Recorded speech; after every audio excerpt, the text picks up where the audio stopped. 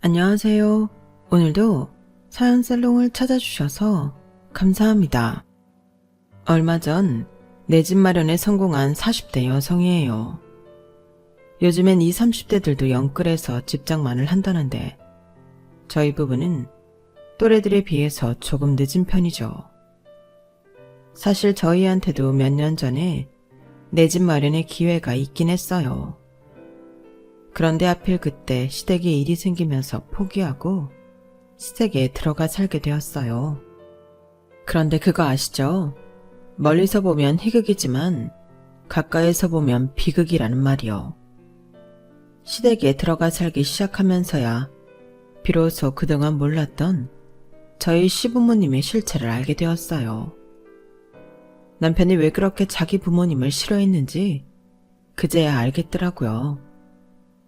남편한테는 3살 어린 남동생이 있는데 성격이 아주 저희 아버님을 쏙 빼닮았더라고요. 좋은 쪽으로 말고 나쁜 쪽으로요. 시댁을 나온 지 2년이 지난 지금 그동안 그곳에서 있었던 일을 떠올려 보면 자다가도 경기를 일으킬 정도로 너무 화가 나고 진저리가 쳐져요. 그럼 지금부터 저희 시댁에서 벌어졌던 극악무도한 사건을 들려드리겠습니다. 제가 남편을 처음 만난 건 23살 때였어요. 전문대를 졸업하고 조그마한 광고회사에 들어가 2년 차에 접어들던 시기였죠. 말이 광고회사지 동네 전단지 작업이랑 현수막 제작, 학교 교지나 성당 사보 같은 걸 주로 하는 영세 업체였어요. 전임한테 들은 바로는 원래 인쇄소를 하시던 사장님이 인쇄업이 사양길로 접어들면서 곁들이로 광고일까지 시작했다고 하더라고요. 그래서 광고 쪽 인력이 딱 2명밖에 없었어요. 디자이너인 저와 영업을 뛰는 대리님 한 분이 다였죠. 그래도 나름 첫 직장인데 저라고 좋은 곳에 가고 싶지 않았겠어요? 하지만 제 학벌로는 어림없기도 했고 제가 당장 돈을 벌지 않으면 생활을 할 수 없는 상황이라서 울며 겨자 먹기로 일을 시작하게 되었어요. 그래도 다니다 보니 사장님도 좋은 분이시고 영업 대리님과 인쇄소 식구들도 다들 좋은 분이라서 딱히 불만은 없었어요. 사수가 있어야 일을 좀 배울 텐데 그게 좀 아쉽기는 했죠. 그래도 그 덕에 저는 저희 회사에서 대체 불가능한 직원으로 사장님의 총애를 받을 수 있었어요.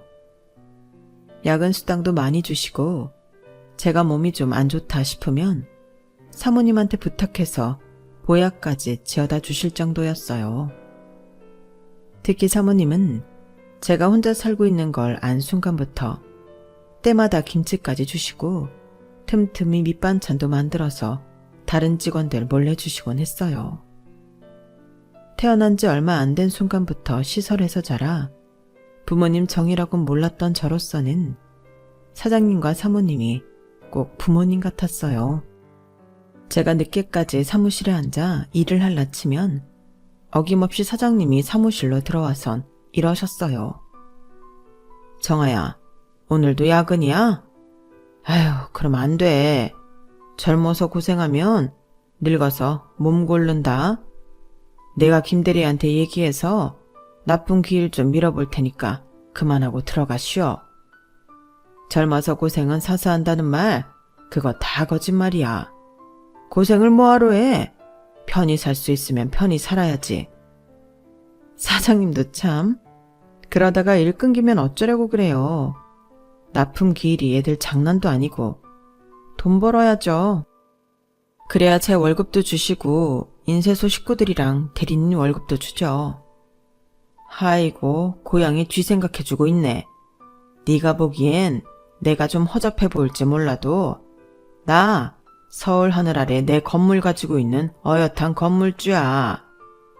너 일하는 이 건물, 이거 내 거라고.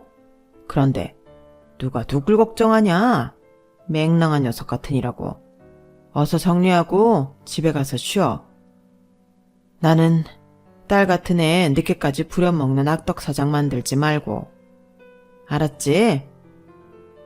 다른 업장 사장님들은 어떻게든 직원을 못 부려먹어서 안달인데 저희 사장님은 오히려 그 반대였어요. 돈보다는 내 직원 건강이 더 우선인 분이었으니까요. 그런 사장님이 웬일로 연장근무를 해달라고 해서 깜짝 놀랐지 뭐예요. 퇴근 후에 연장근무를 하라고요? 밀린 업무도 없는데도요? 새로 들어온 일이 있는데 그게 참 상담을 할 사람이 없어서 말이야. 김대리가 집안 행사가 있어서 외근 마치고 바로 퇴근을 하겠다네. 그리 어려운 일은 아니니까 대신 좀 맡아줘. 실무자가 하는 게 더 낫잖아. 자세한 건 내가 설명해 줄 테니까. 평소 사장님한텐 고마운 일도 많아서 흔쾌히 알겠다고 했어요. 그렇게 맡게 된 일은 근처 고등학교 교지를 만드는 일이었어요. 간단한 표지 디자인과 출판 편집 일이었죠. 인쇄소를 함께 겸하는 회사라서 종종 출판 일이 들어오기는 하지만 제가 출판 디자인 전문이 아니다 보니 일반 출판사 편집에 비하면 퀄리티는 좀 떨어지는 수준이었어요. 그래서 어려운 작업은 아예 주문부터 받지 않았는데 고등학교 교지라고 하니까 크게 걱정은 안 되더라고요. 제발 학생들이 제 실력의 한계를 눈치채지 않기를 바랄 뿐이었죠.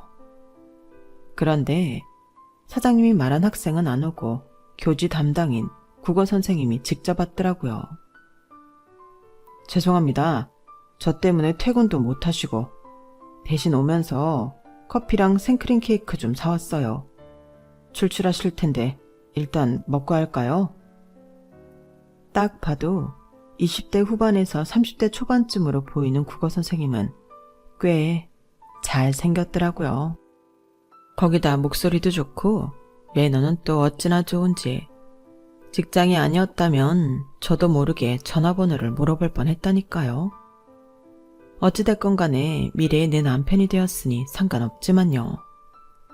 아무튼 우리는 초면에 함께 탕비실 원탁에 마주 앉아서 커피와 케이크를 먹게 되었어요. 솔직히 입으로 들어가는지 코로 들어가는지 모를 정도로 정신이 없었죠.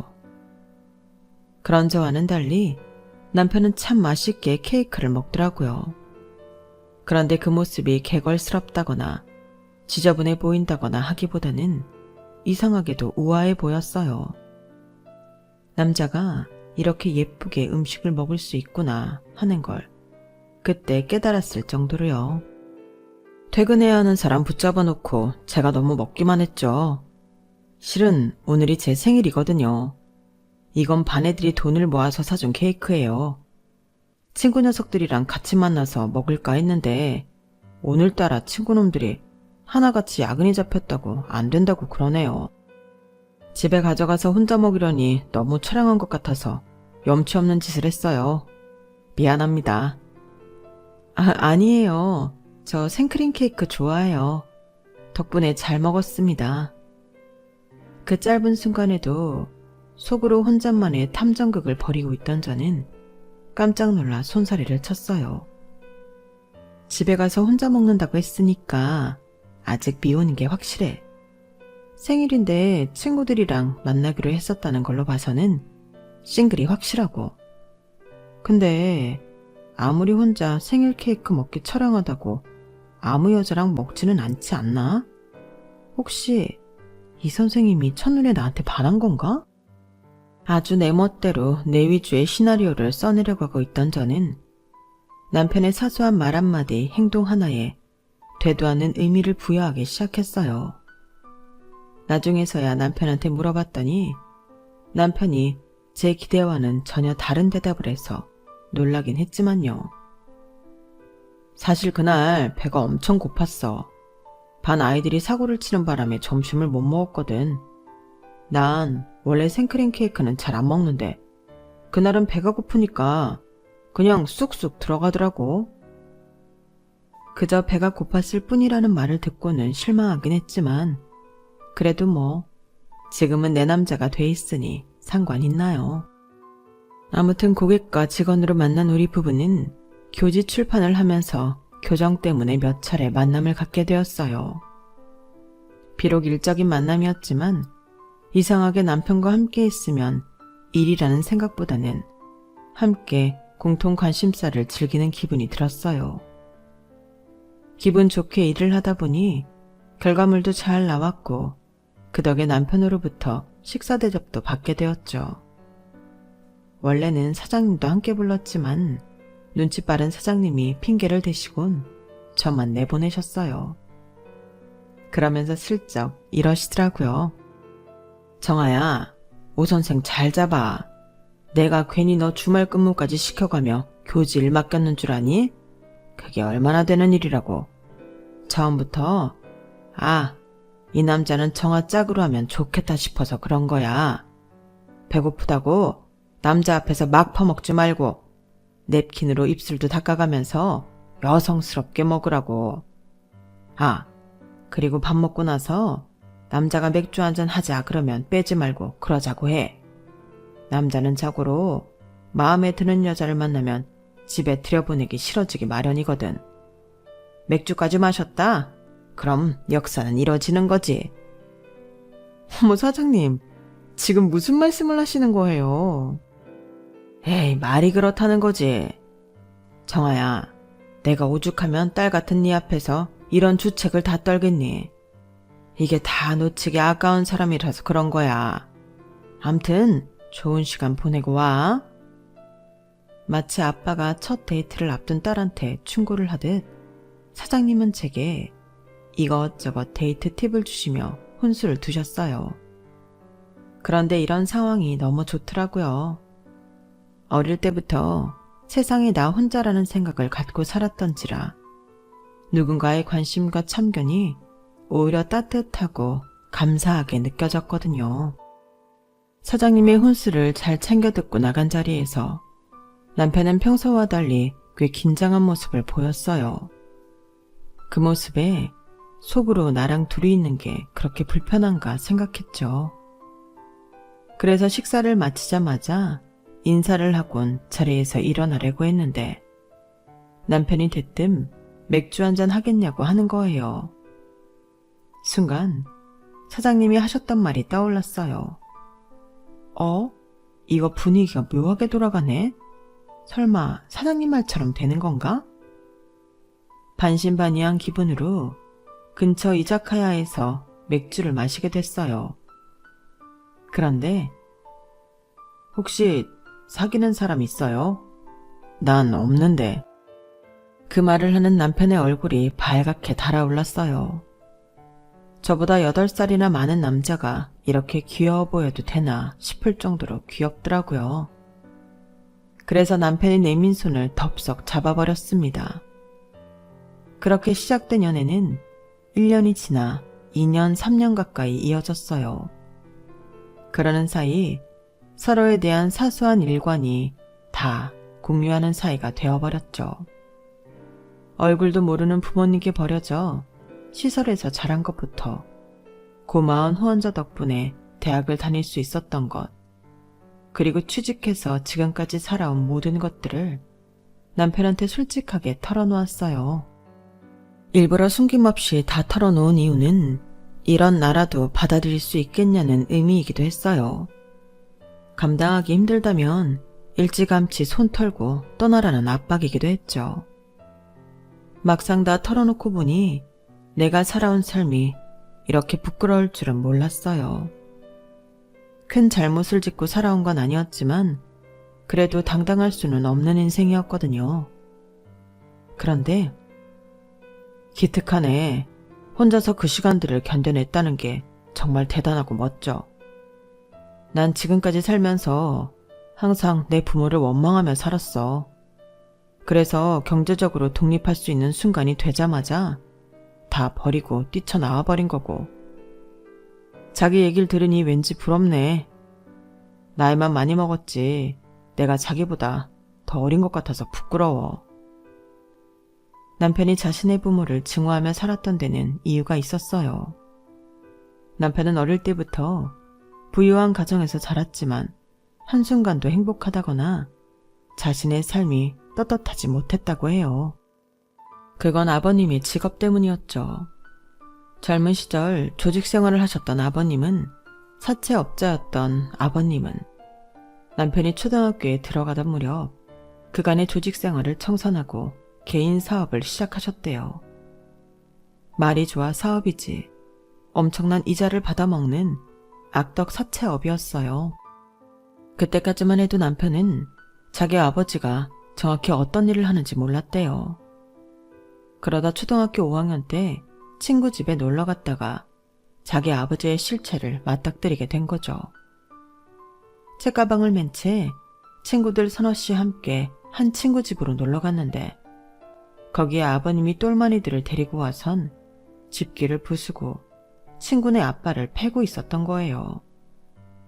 친구네 집은 작은 슈퍼를 하고 있었는데 가게 안쪽에 있는 안채에서 생활을 하고 있었나 봐요. 바닥엔 과자며 빵, 온갖 물품들이 내던져져 있고 친구 아버지는 얼마나 맞았는지 얼굴에선 피가 흐르고 있었대요. 슈퍼집 친구는 만신창이가 되어 바닥에 쓰러져 있는 자기 아빠한테 달려가 끌어안고 울음을 터뜨렸고 함께 따라온 아이들은 겁을 먹곤 벌벌 떨고 있었죠.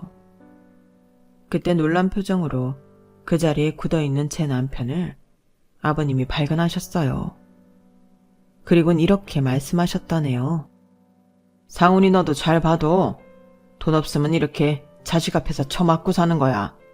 그러니까 너도 정신 똑바로 차리고 살아야 돼. 이 아버지처럼 강한 사람이 되어야 한다고. 그때 남편은 자기 아버지가 너무 원망스러웠대요. 친구 아버지를 자식 앞에서 피투성이로 만들고도 미안한 줄도 모르고 자신의 힘을 과시하는 게 너무 한심하고 창피했던 거죠. 그날 이후 남편은 학교에서 아이들한테 따돌림을 당했어요. 그날 그 자리에 함께 있었던 아이들이 발빠르게 소문을 내버린 탓이었죠. 악덕 사채업자 아들이라는 이유로 친구 부모들은 자기 아이들을 제 남편과 못 놀게 했고 몇몇 아이들은 제 남편한테 돌을 던지거나 비아냥거리기도 했대요. 그 동네에서 중학교까지 다녀야 했던 남편은 동네를 걸어 다닐 때마다 고개를 숙이고 다녀야 했어요. 남편이 지나갈 때마다 동네 사람들이 소곤대는 소리가 빠짐없이 들렸거든요. 그러다 남편이 고등학교에 들어갈 무렵 아버님은 번화가로 나가 번듯한 금융회사를 차리셨어요. 말이 금융회사지 이름만 바꾼 사채 사무소나 진배 없었죠. 회사 근처로 이사를 가는 바람에 전학을 가게 됐던 남편은 그제야 자기 아버지가 뭐 하는 사람인지 모르는 친구들 사이에서 생활하게 되었어요. 그래도 딱히 친구는 사귀지 않았다더군요. 혹시라도 자기 아버지 직업을 알게 될까 두려워서 그랬던 거죠. 그래도 그 덕에 성적은 잘 받을 수 있었던 것 같아. 친구가 없으니까 공부를 하게 되더라고. 아버지가 나한테 해준 최대 선물이었지. 대학을 졸업하고 임용고시에 패스해 지금의 학교에 발령을 받자마자 남편은 집을 나왔다고 했어요. 대학 시절 아르바이트를 하며 열심히 모았던 돈으로 작은 월세 원룸을 구했고 거기서 처음 해방감을 느낄 수 있었다더군요. 교사가 된 이후 남편은 본가와 연락을 끊었어요. 몇 번은 어머님이 학교로 찾아오기도 했지만 한 번만 더 찾아오면 그 자리에서 혀 깨물고 죽어버리겠다고 그렇게 말까지 하며 밀어냈대요. 그렇게 교사로서 살아가며 조금씩 집을 넓히고 더는 부모 형제 때문에 가슴 조이는 일 없이 살다가 저를 만난 거였죠. 태어날 때부터 부모 형제가 없었던 저와 있어도 없이 살고 싶었던 남편. 둘 중에 누가 더 행복했는지는 알 수 없었지만 그게 뭐 중요한가요? 지금 이 순간 우리 두 사람이 만나 행복하면 그만인 거죠. 서로 각각의 아픔을 지닌 우리는 사귄 지 3년이 조금 지난 시점에 결혼을 했어요. 딱히 식은 올리지 않고 혼인신고와 신혼여행만 감행했죠.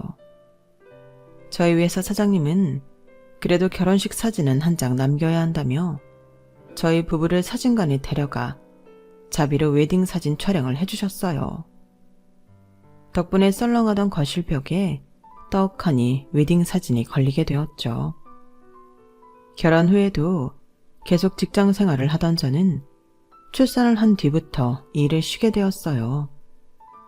사장님은 사무실에 애 업고 나와서 일해도 되니 계속 일을 하라고 하셨지만 그건 제가 못하겠더라고요. 애 때문에 일도 제대로 할 수 없는 데다 고객들이 왔을 때 보기에도 안 좋잖아요. 그래도 가끔 회사 일이 바쁠 때면 종종 아르바이트로 단발성 작업은 해드리곤 했어요. 용돈벌이로 꽤 짭짤해서 살림에 꽤 도움이 되더라고요. 그러다 아이가 어린이집에 다니게 되면서 다시 복직을 하게 됐고 확실히 둘이 버니까 돈도 금방 모이더라고요. 그러다 2년 뒤 둘째를 출산하면서부터는 아이의 일을 그만두게 되었어요. 남편이 많이 도와주기는 하지만 애 둘을 키우면서 살림까지 해야 하기 때문에 아무래도 일까지 병행하는 건 벅차겠더라고요. 그래도 남편 방학 땐 시간이 나서 전처럼 회사에서 일감을 따다 하곤 했는데 그것도 불가능하게 되었어요. 사장님이 이제 연세가 드셔서 사업을 아들한테 넘기고 사모님과 태국에 가서 살게 되셨거든요. 평생 고생하며 일만 했으니 노년은 아내와 함께 골프도 치면서 여생을 즐기시겠다고요. 그동안 신세진 것도 많고 감사한 일도 많아서 태국으로 떠나시는 비행기표는 제가 끊어드렸어요. 그랬더니 사모님이 펑펑 우시면서 언제든 태국으로 놀러오라고 하시더군요. 마치 친정 부모와 헤어지는 것처럼 공항에서 부둥켜 안고 얼마나 울었나 몰라요. 공항에서 집으로 돌아오는 길에 문득 그런 생각이 들었어요. 피 한 방울 안 섞인 남인데도 헤어지는 게 이렇게 힘든데 우리 부모님은 나를 버릴 때 어떤 심정이었을까 하고 말이죠. 그러면서 죽을 만큼 힘들었기를 바랐어요. 그래야 덜 억울할 것 같았거든요. 한 번의 큰 이별을 한 뒤 저희 집에는 또 다른 이별이 있었어요. 남편이 부모님과 연을 끊고 산 지 13년 만에 어머님한테 연락이 온 거예요. 아버님이 세상을 떠나셨다고요. 장례식장에 가지 않겠다는 남편을 구슬러 가까스로 끌고 가 아버님 마지막 가시는 길을 배웅을 해드렸어요. 그리고 어머님과 시동생 내외한테는 뒤늦은 인사를 했고요. 떨어져 지낸 시간이 길어서 그런가 남편과 시동생 사이는 꽤 냉랭했어요. 남편 말에 따르면 자기 동생은 아버님을 많이 닮았다고 하더군요. 입속이 밝고 냉정한 점이요. 어릴 때부터 주먹질을 하고 다녔던 것도 아버님을 닮았다고 하더군요. 반면에 공부머리는 없었는지 아니면 사고를 쳐서 그랬는지 고등학교를 자퇴하고 필리핀으로 유학을 갔었다고 하는데 결국 대학은 못 들어갔던가 봐요. 그래도 명문대 출신 동서랑 결혼한 걸 보면 능력은 있는 사람이다 싶었죠. 물론 나중에서야 그 결혼에 남모를 사연이 있었다는 걸 알 수 있었지만요. 아버님이 돌아가신 이후 어머님은 하루가 멀다 하고 남편한테 연락을 하셨어요. 때때로 저희 집에 찾아오시기도 했고요. 그럴 때마다 남편은 불같이 화를 내곤 했는데 이유를 들어보니 아버님이 하시던 사업체를 제 남편한테 물려주시라고 해서 그랬더라고요. 왜 저한테 이러세요? 싫다고 몇 번을 말해요? 전요, 아버지가 어떤 사람인지 안 순간부터 아버지 재산에 조금도 마음을 안 뒀어요. 아버지란 사람을 내 인생에서 도려내고 싶었다고요. 그런데 이제 와서 그 일을 물려받으라고요? 내가 왜요? 몇 번을 찾아오셔도 제 대답은 똑같아요. 안 해요. 안 한다고요. 그래, 알았다. 네 뜻 잘 알아들었다고. 대신 집에 들어와 살아. 딱 5년만 같이 살면 더는 니들 귀찮게 안 할게. 이 애미 마지막 소원이다. 어머님의 부탁에도 불구하고 남편은 거절을 했어요. 옆에서 모자의 싸움을 지켜봐야 하는 저로서는 마음이 불편하더라고요. 그런데 어머님이 그런 제 마음을 아셨는지 남편이 없는 시간을 틈타 집에 오셨더라고요. 네 남편은 그렇다 쳐도 너는 이성적으로 판단해야지. 나는 내 남편 회사 장남이 맞는 게 순리라고 생각한다. 하지만 10년 넘게 연락도 없이 살던 아들한테 회사를 넘겨주겠다고 하면 네 시동생도 그렇고 직원들이 가만히 있겠니?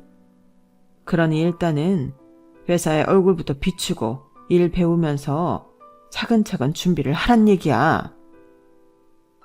하지만 어머님, 그이가 아버님 회사를 물려받기 싫다고 하잖아요. 본인이 싫다는데 어떻게 하겠어요.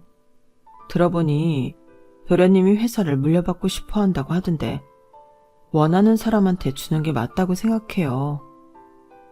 그러자 시어머니는 인상을 쓰며 그러시는 거예요. 너한테 충고 듣고 싶은 생각 없다. 긴 말 않겠다. 그렇게 회사를 물려받기 싫다면 더더욱 애들 데리고 집으로 들어와. 늙은 어미를 그 큰 집에서 혼자 살게 할 생각은 아니겠지? 그러니 장남으로서 자식된 도리는 하란 말이다. 평생 같이 살자는 것도 아니고 딱 5년만 살자는데 그렇게 심한 부탁은 아니라고 생각한다. 어머님 마음을 모르는 건 아니었지만 그렇다고 시댁에 들어가겠다고 약속을 할 수는 없었어요. 저희도 나름의 사정이 있었어요. 전세 계약 기간도 끝나가길래 부동산에 찾아갔다가 괜찮은 매물을 발견한 거예요. 우리가 가진 돈에 대출을 끼면 살 수 있겠더라고요. 물론 온전한 우리 집이라기보다는 은행과 공동구매하는 셈이지만요.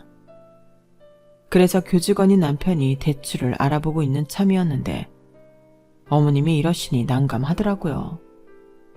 주변에 상담할 사람이 있다면 좋겠는데 사장님 내외도 태국에 계셔서 물어볼 사람이 없더라고요. 그래서 혼자 머리에 쥐가 나게 생각을 거듭했어요. 그렇게 내린 결론은 시댁에 들어가 살자는 거였죠. 하지만 역시나 남편은 완강히 반대를 했어요. 당신이 왜 이런 소리를 하는지 모르겠지만 난 싫어. 그 집 사람들이랑은 엮이지 않는 게 좋다고. 당신 마음 모르는 거 아니야. 하지만 지금은 상황이 달라졌잖아. 당신이 그렇게 증오하던 아버님도 안 계시고 그 큰 집에서 어머님 혼자 사신다고. 나이 들어서 가장 두려운 게 뭔 줄 알아? 외로움이야. 당신도 어머님이 미운 건 아니잖아. 돌아가시고 나서 후회하지 말고 자식으로서 도리를 다할 수 있을 때까지 하자. 나한테는 그런 기회도 없었지만 적어도 당신한테는 기회가 있는 거잖아. 어쩌면 마지막이 될지도 모를 기회가. 그러니까 다시 한 번만 생각해줘. 남편은 며칠 생각할 시간을 달라고 하더니 이틀 뒤 합가를 수락했어요. 그렇게 우리 가족은 시댁에서 살게 되었어요. 처음 저희가 집에 들어가 살 때만 해도 어머님은 너무도 인자하신 분처럼 보였어요. 마치 6.25 때 잃어버린 딸을 만난 사람처럼 제게 엄청 살갑게 대해주셨거든요. 그런데 어머님 뜻에 따르지 않으면 완전 다른 사람처럼 변해선 불같이 화를 내셨어요.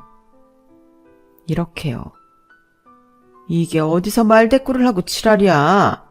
내가 내 손주 교육 좀 시키겠다는데 네가 뭔데 나서서 상통을 깨. 되먹지 않은 년이. 대학도 어디서 그지 같은 전문대 나온 주제에 네가 뭘 안다고 내 계획에 초를 치냐고. 사람 빡도니까 건방 떨지 말란 말이야. 저는 제 귀를 의심했어요.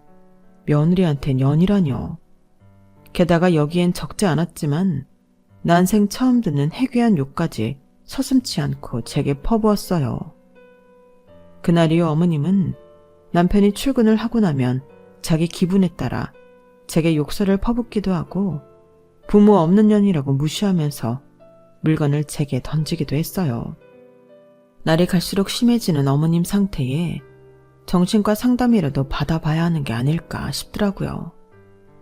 그나마 다행이라고 한다면 우리 아이들 앞에서는 세상 좋은 할머니로 계셨다는 거예요. 마음 같아서는 남편한테 어머님의 행패를 말하고 싶었지만 애초에 시대에 들어와 사는 걸 반대했던 남편인지라 말을 꺼낼 수가 없더라고요. 그런데 놀라운 건 어머니만 이런 게 아니라는 거였어요. 시동생은 완전 조폭 같은 인간이더라고요. 얼마나 악질적이고 사나운지 말도 제대로 못 붙일 정도였어요. 왜 남편이 자기 동생을 그렇게 싫어하는지 알겠더라고요. 한 번은 추석이라서 집에 왔길래 음료수부터 챙겨주려고 마실 것 좀 드릴까요? 라고 했더니 대뜸 그러는 거예요. 아이씨, 입 아프게 당연한 걸 왜 묻고 지랄이야. 형이 여편네 교육을 제대로 안 시킨 모양이네. 형수는 운 좋은 줄 알아요. 나한테 시집 왔으면 하루가 멀다 하고 쳐 맞으면서 교육받았을 거거든. 이게 자기 형수한테 할 소린가요? 길거리 양아치들도 이러진 않을 거예요. 너란 인간이랑 사는 동서가 안 됐다는 생각이 들었어요.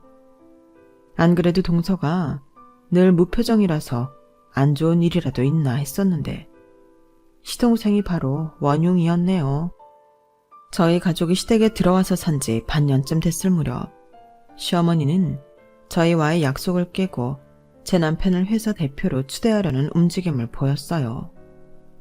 그러자 시동생이 자정이 넘은 시각에 술에 잔뜩 취해선 집으로 찾아왔더라고요.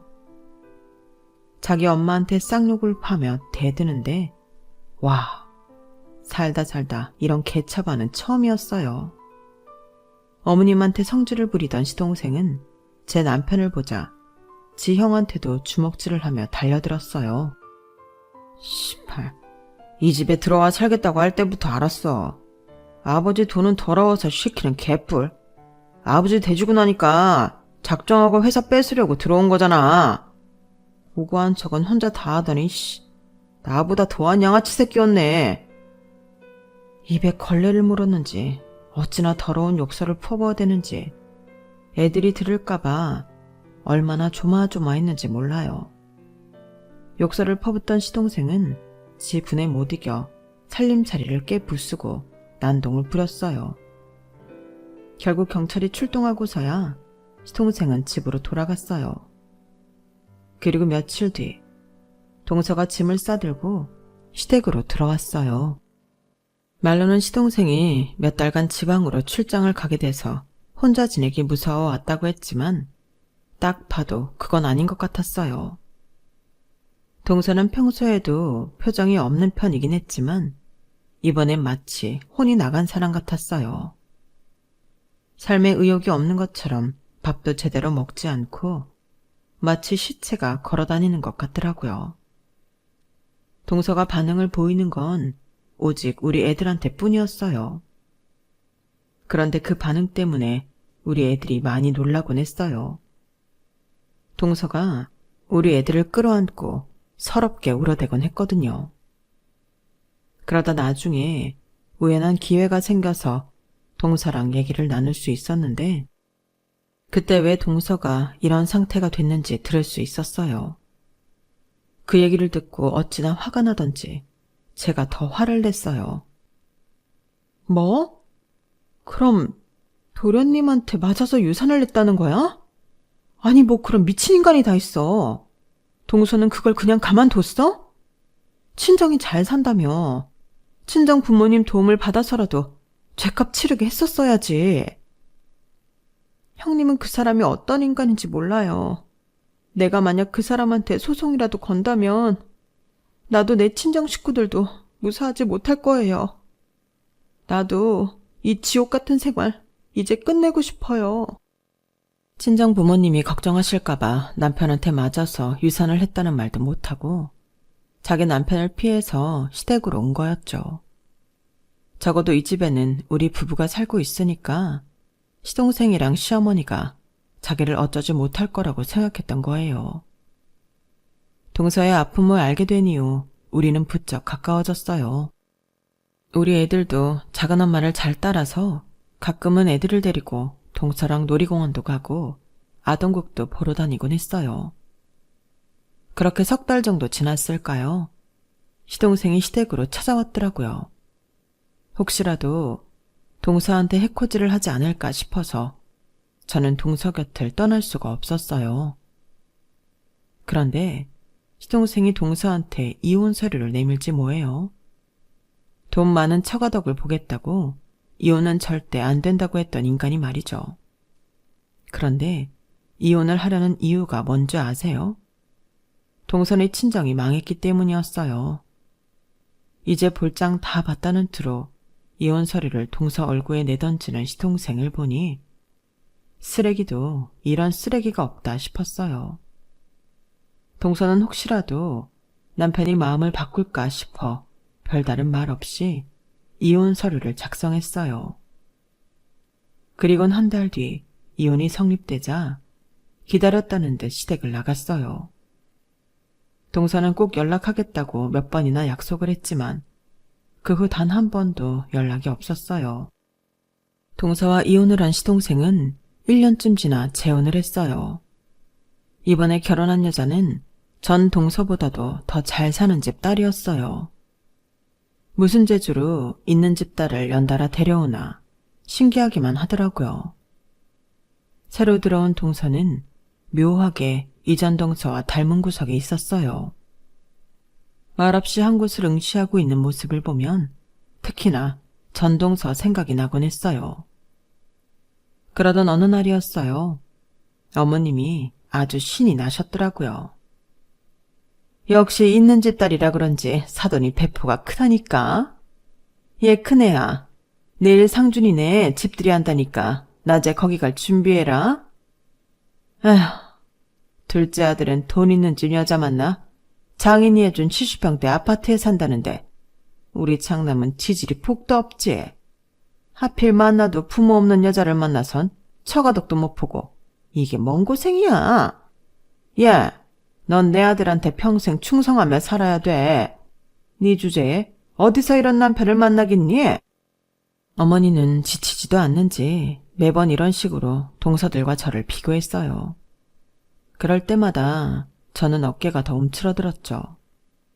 남편은 선약이 있어서 조금 늦다고 해서 제가 운전을 하고 어머님과 애들을 데리고 시동생 집으로 향했어요. 70평대 아파트란 말은 듣고 왔지만 막상 가서 보니 입이 떡 벌어지더라고요. 평수도 평수지만 거실 창 밖으로 서울 시내가 한눈에 들어오는 데다가 한강까지 보이는 환상적인 뷰에 입이 떡 벌어졌어요.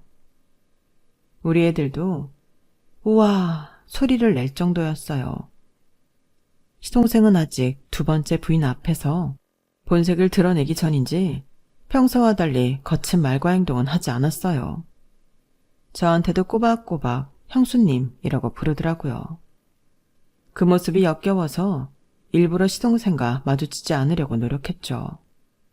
그러다 보니 거실에서 벗어난 주방이나 화장실 근처에 머무르게 됐는데 의도치 않게 새 동서의 전화통화를 엿듣고 말았지 뭐예요. 그런데 그 통화 내용이 심상치 않더라고요. 조금만 기다려. 내가 시댁돈 다 털어갈 테니까. 그러니까 넌 초조해하지 말고 밥 잘 먹고 있어. 아주버님은 아직이고 어머님이랑 형님은 와 있어. 지금? 다들 거실에 있지. 통화 중이던 동서는 거실 쪽으로 향하려고 고개를 돌리다가 뒤에 서 있던 저와 눈이 마주쳤어요. 그리곤 귀신을 본 사람처럼 얼굴이 하얗게 질리더라고요. 저는 얼른 동서 손에 들린 휴대폰을 빼서 귀에 댔어요. 글쎄 그랬더니 전화기 너머로 낯익은 목소리가 들리지 뭐예요. 동서, 그러니까 이전 동서였어요. 동서 맞지? 나야 은우 엄마. 근데 동서가 새 동서랑 무슨 사이길래 통화까지 해? 서로 아는 사이야? 저는 혹시나 새 동서가 따로 만나는 남자랑 작당을 벌이는 게 아닌가 싶어 휴대폰을 빼서 확인했던 건데 예상치 못한 이전 동서의 등장에 어안이 벙벙해졌어요. 그런데 휴대폰 너머에서 들리는 동서의 설명을 듣고는 되려 웃음이 나더라고요. 그래서 새 동서를 도와 이 집 식구들을 길바닥에 나앉게 하는 계획에 동참하기로 했어요. 이전 동서의 말인즉슨 동선의 친정을 망하게 했던 게 다름 아닌 시동생이었다는 거예요. 시동생은 장인이 자기를 무시했다는 이유로 처남한테 사기꾼을 붙여 투자를 부추기곤 모자람 사업자금을 빌려준다는 명목하에 엄청난 이자를 물게 했더라고요. 그 돈을 갚느라 동서 친정아버지가 하시던 회사가 휘청이게 됐고 결국 회사를 다른 사람 손에 넘기게 된 거예요. 시동생은 그 일로 사기꾼과 함께 돈도 나눠 갖고 처남한테서는 엄청난 이자까지 받아먹었고요. 뒤늦게 이 사실을 안 동서는 자기 동생을 통해 복수를 하기로 한 거였죠. 동서의 여동생이면 한부모 밑에서 난 자식인데 어떻게 그 사실을 속이고 동생과 결혼을 할 수 있었나 싶으시죠? 거기엔 그럴 만한 이유가 있더라고요. 첫 동서와 두 번째 동서는 일란성 쌍둥이인데 어릴 때 부모님이 이혼을 하시는 바람에 첫 동서는 아빠랑 두 번째 동서는 엄마랑 살게 되었더라고요. 두 번째 동서는 엄마와 함께 미국에서 살다가 어머니가 재혼을 하면서 사업가인 새아빠 호적으로 들어가게 된 거죠. 그러니 서류상으론 첫 동서와 접점이 없을 수밖에 없었어요. 쌍둥이라서 특히나 유대감이 강했던 자매였기에 두 번째 동서는 자기 언니 인생을 나락으로 떨어뜨린 제 시동생을 절대 용서할 수 없다며 이번 일을 계획한 거였죠. 저 역시 시댁에서 살면서 그동안 시어머니와 시동생의 폐악질을 경험한 터라 티끌만한 힘이지만 도움이 된다면 뭐든 해주고 싶었어요. 그렇게 시작된 새 여자의 복수는 1년이 지나서야 빛을 발하게 되었어요. 동서는 제 시동생이 처가를 망하게 만든 시나리오 그대로 전문꾼을 불러 시동생한테 사업 확장을 하도록 부추겼고 부족한 사업 자금은 자기 친정에서 담보를 받고 빌려주는 식으로 계획을 진행시켰어요. 자기가 덫에 걸린 줄도 모르고 떼돈 벌 생각에 들떠있던 시동생은 벽장소 곶감을 빼먹듯 회사 건물이며 본가 집문서를 담보로 처가에서 수시로 돈을 융통에다가 사기꾼 입에 넣어줬고 1년이 지나서야 그동안 투자했던 사업이 사기였다는 사실을 깨닫게 되었죠. 하지만 이미 사기꾼은 한국을 뜬 지 오래였어요. 시동생은 집도 회사도 모조리 날린 채 아내한테 이혼까지 당하게 되었어요. 자기가 첫 번째 아내 집안에 했던 그대로 똑같이 당한 거죠. 하루아침에 집과 회사 건물이 날아갔다는 소식을 들은 어머님은 충격으로 쓰러지셨고 얼마 뒤 치매 증상을 보이기 시작했어요. 시동생은 어떻게든 만회해보겠다고 회사 돈을 가져다가 도박판에 뛰어들었고 결과는 알거지 신세가 되어버렸죠. 그 난리통에 우리 부부는 애들을 데리고 시댁으로 나왔어요. 그리고 어머님은 요양병원에 입원을 시켰고요. 그동안 제 남편 몰래 남편을 회사 사회이사로 올려놓곤 매달 통장으로 거액의 월급을 보내줬었는데 그 돈은 어머님 요양병원 병원비로 쓰이게 됐답니다. 그 일이 있고 2년 뒤 우리 부부는 예정보다 조금 늦게 내 집 마련에 성공했어요. 이건 남편한테는 비밀인데요. 사실 우리가 시세보다 엄청 싼 금액으로 이 집을 살 수 있었던 건 이전 동서 덕분이었어요.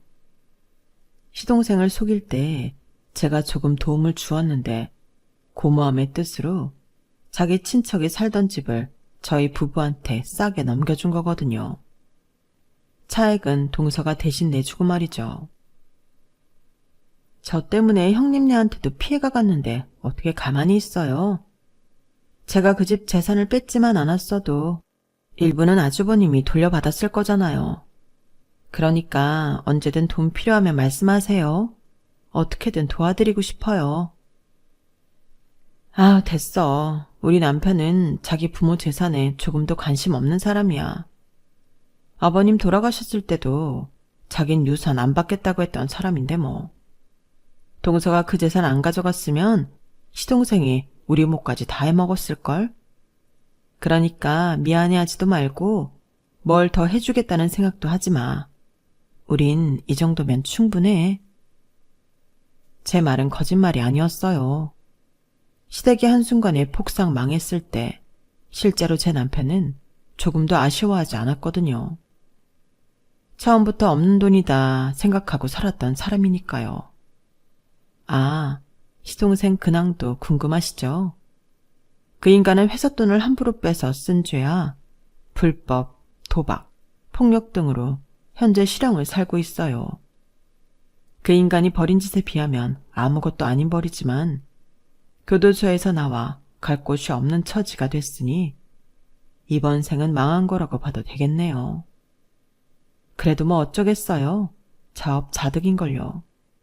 그래서 남의 가슴에 멍들게 한 놈은 자기 눈에서 피눈을 뽑게 된다고 하는 모양입니다. 지금까지 제 사연을 들어주셔서 감사합니다.